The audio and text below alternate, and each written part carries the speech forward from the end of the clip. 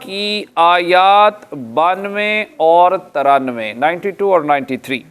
اللہ رب العزت کا فرمان عالی شان ہے وَلَا عَلَى الَّذِينَ إِذَا مَا أَتَوْكَ لِتَحْمِلَهُمْ، اور نہ ان پر جو تمہارے حضور حاضر ہوں کہ تم انہیں سواری عطا فرماؤ۔ قُلْتَ لَا أَجِدُ مَا أَحْمِلُكُمْ عَلَيْهِ، تم سے یہ جواب پائیں کہ میرے پاس کوئی چیز نہیں جس پر تمہیں سوار کروں۔ تَوَلَّوْا وَأَعْيُنُهُمْ تَفِيضُ مِنَ الدَّمْعِ، اس پر یوں واپس جائیں کہ ان کی آنکھوں سے آنسو ابلتے ہوں۔ حَزَنًا أَلَّا يَجِدُوا مَا يُنفِقُونَ، اس غم سے کہ خرچ کا مقدور نہ پائیں۔ إِنَّمَا السَّبِيلُ عَلَى الَّذِينَ يَسْتَأْذِنُونَكَ وَهُمْ أَغْنِيَاءُ، مواخذہ تو ان سے ہے جو تم سے رخصت مانگتے ہیں اور وہ دولت مند ہیں۔ رَضُوا بِأَن يَكُونُوا مَعَ الْخَوَالِفِ، انہیں پسند آیا کہ عورتوں کے ساتھ پیچھے بیٹھ رہیں۔ وَطَبَعَ اللَّهُ عَلَى قُلُوبِهِمْ، اور اللہ نے ان کے دلوں پر مہر کر دی۔ فَهُمْ لَا يَعْلَمُونَ، تو وہ کچھ نہیں جانتے۔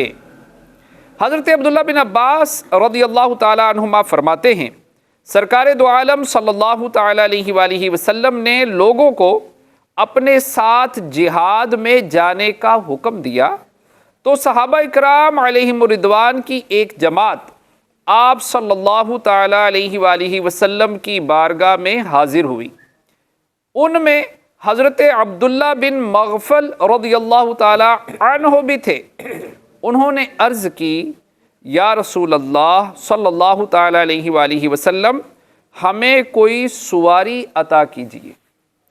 حضور اکرم صلی اللہ تعالی علیہ وآلہ وسلم نے ان سے فرمایا اللہ کی قسم میرے پاس کوئی سواری نہیں کہ جس پر میں تمہیں سوار کروں۔ وہ روتے ہوئے واپس چلے گئے کیونکہ جہاد سے رہ جانا ان پر بہت گراں تھا اور ان کے پاس زادِ راہ تھا نہ سواری۔ اللہ تعالیٰ نے ان کی اللہ عز و جل اور اس کے رسول صلی اللہ تعالی علیہ وآلہ وسلم سے محبت اور جہاد پر حرص کی وجہ سے ان کے عذر میں یہ آیتیں بیان فرمائیں۔ اس آیت مبارکہ اور اس کے شان نزول کے واقعہ سے صحابہ اکرام علیہم الرضوان کے جذبہ جہاد، شوق عبادت اور ذوق اطاعت کا پتہ چلتا ہے کہ ایک طرف تو منافقین ہیں جو قدرت ہونے کے باوجود جھوٹے ہیلے بنا کر جہاد سے جان چھڑاتے ہیں، اور ایک طرف یہ کامل الایمان مخلص غلام ہیں جو شرعاً رخصت و اجازت ہونے کے باوجود جہاد نہ کر سکنے اور اس عبادت میں شریک نہ ہو سکنے کے غم میں آنسو بہا رہے ہیں۔ اللہ تعالی ہمیں بھی ایسا ذوق و شوق عطا فرمائے، آمین۔